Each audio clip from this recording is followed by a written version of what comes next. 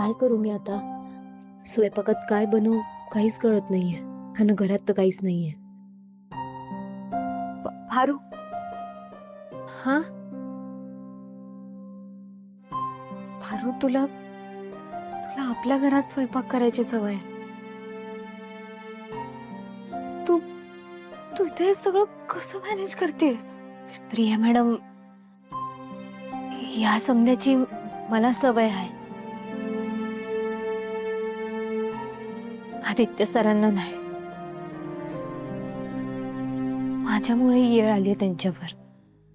नाही नाही भारू, तू असं नको बोलूस. हे बघ, ही तुमच्या दोघांच्या प्रेमाची ताकद आहे. म्हणूनच तर अशा परिस्थितीत तू, आदित्य दादा, तुम्ही दोघं एकत्र आहात, खुश आहात. तू नको काळजी करू. लवकरात लवकर सगळं नीट होईल.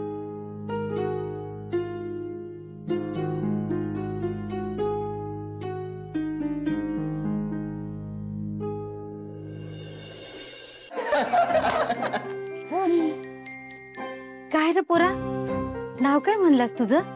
प्रीतम. प्रीतमाची. प्रीतम. हे बघ प्रीतम, आता सणासुदीला तू आलायस, इथंच राहा की. का नाही आजी, मला आवडेल इकडे राहायला.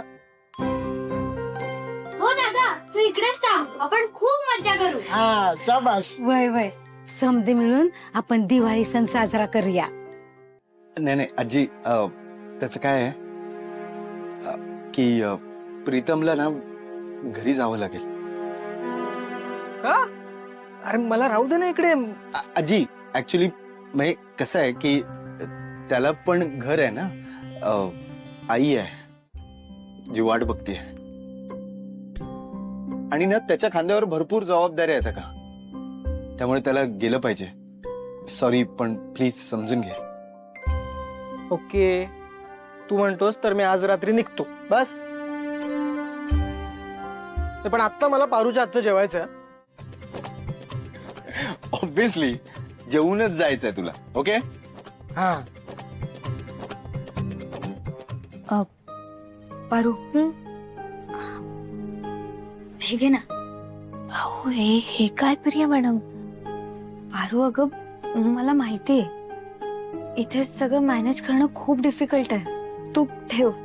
नाही नको. पारू, अगं ठेव, तुझ्याकडे कामी येईल पुढे. प्रिया मॅडम, अहो असं काय करताय तुम्ही?